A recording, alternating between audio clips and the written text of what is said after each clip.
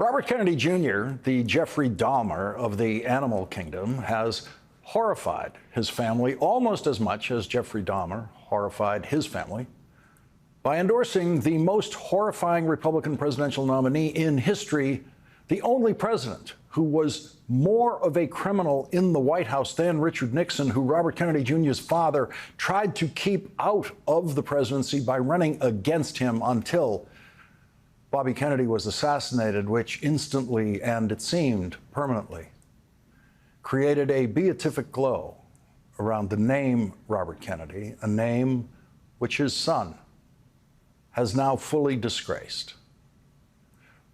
Robert Kennedy Jr.'s younger sister, Kerry Kennedy, said, quote, "I'm outraged and disgusted by my brother's gaudy and obscene embrace of Donald Trump and his flagrant and inexplicable effort to desecrate and trample and set fire to my father's memory."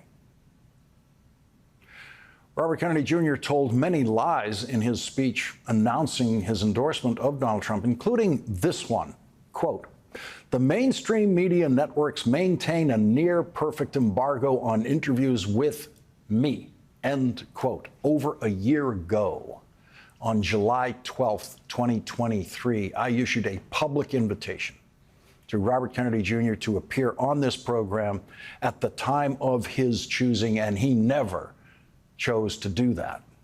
If he does show up, I'll make it easy on him by giving him the first question ahead of time. I'll give it to him right now. It's a new question that I didn't have until I read an article by Kurt Andersen published in The Atlantic this weekend, in which Kurt Andersen describes buying cocaine from his college classmate Bobby Kennedy when they were both freshmen at Harvard College in 1972.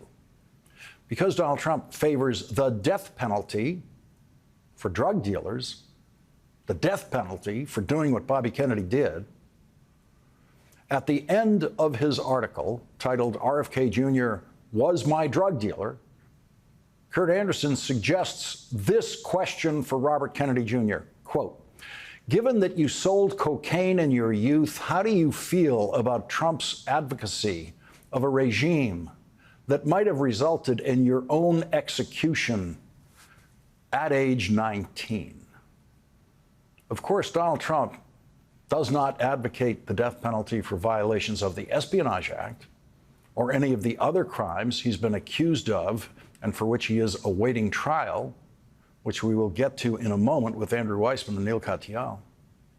There are only 71 days left in Donald Trump's political career, assuming he comes in second in the Electoral College for the second time in a row.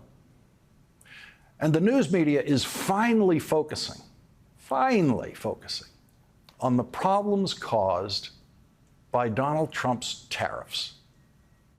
Well, let's talk about Trump's record during his first term. He did impose rounds of tariffs, and it cost Americans nearly $80 billion in new taxes. Do you acknowledge that imposing more tariffs will ultimately cost consumers? Well, what it really does is it penalizes importers from bringing goods outside the country into the country.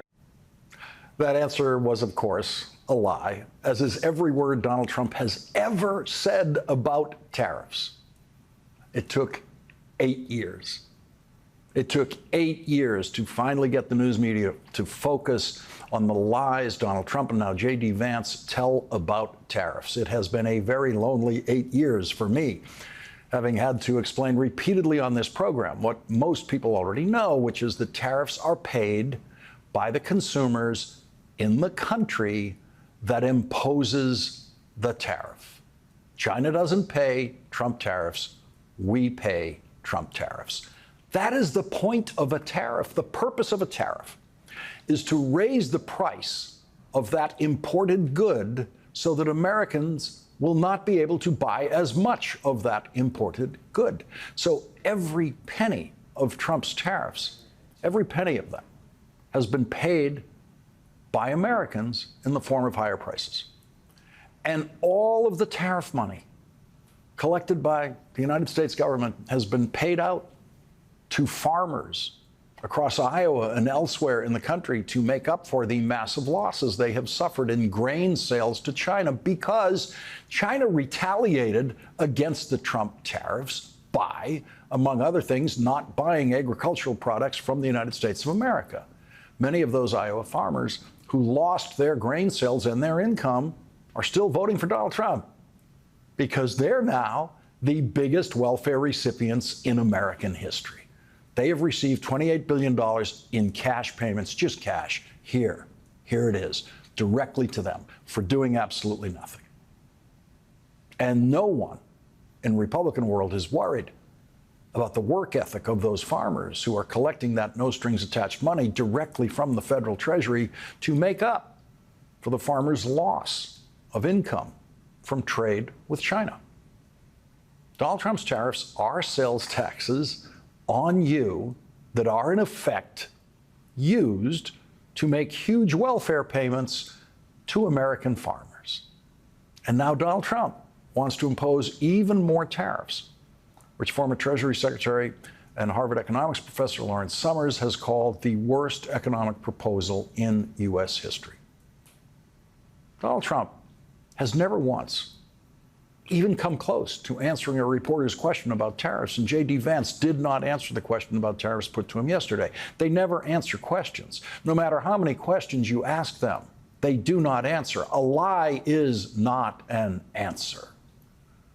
I'm ready to heap praise on the reporter or debate moderator who asks Donald Trump the simple question, what is a tariff? Just those words, nothing else, because I think the world would find out that Donald Trump doesn't know what a tariff actually is. Reporters always prefer to show off the complexity of their questions, so we will probably never hear that simple question asked of Donald Trump. As he can feel the enthusiasm for Kamala Harris's presidential campaign, Donald Trump knows which side has the momentum in the campaign now and what that could mean to his future as a criminal defendant. The stakes for Donald Trump personally in the presidential election could not be higher. The Electoral College will either hand him the White House or keep him on track to spend the rest of his life as defendant Trump. 78-year-old criminal and civil defendant Donald Trump will be able to crush the criminal proceedings against him if he wins the Electoral College. But if he doesn't, his life as a criminal defendant will proceed in a federal case in Washington, D.C., and he will be sentenced in a criminal case in New York City, where he has already been convicted. He will eventually go to trial in Georgia, facing criminal charges there, and Special Prosecutor Jack Smith has appealed to the 11th Circuit Court of Appeals to put the criminal case against Donald Trump for violations of the Espionage Act and the illegal possession of classified documents back on track, on its way to trial. In an appeal of a dismissal ruling by Donald Trump's favorite judge, Aileen Mercedes Cannon, who Donald Trump appointed to the federal court, Jack Smith insisted that it is indeed constitutional for the Attorney General to appoint a special counsel. Judge Cannon dismissed the case by declaring the appointment of special counsel Jack Smith unconstitutional. Jack Smith's brief to the Court of Appeals filed today says the Attorney General validly appointed the special counsel, who is also properly funded. In ruling otherwise, the district court deviated from binding Supreme Court precedent, misconstrued the statutes that authorized the special counsel's appointment, and took inadequate account of the long-standing history of Attorney General appointments of special counsel. Jack Smith's brief cites the appointment of a special counsel for the treason prosecution of Confederate General Jefferson Davis and John Surratt, the man who aided and abetted the assassination of President Abraham Lincoln in 1865. Jack Smith did not ask the appeals court to remove Judge Cannon from the case, but the 11th Circuit Court of Appeals could decide to do so. If the 11th Circuit reverses Judge Cannon's decision, it would be the third time they have reversed major rulings by Judge Cannon, and we will discover if 3 strikes means Judge Cannon is out. Trump's criminal defense lawyers now have 30 days to respond to Jack Smith's brief. Written filings in the appeal will be complete by mid-October. Oral arguments in the case will probably be scheduled after the election. And by that time, if Kamala Harris wins the presidency 71 days from now, then Donald Trump will know that he will indeed spend the rest of his life as defendant Trump in trial courts and appeals courts.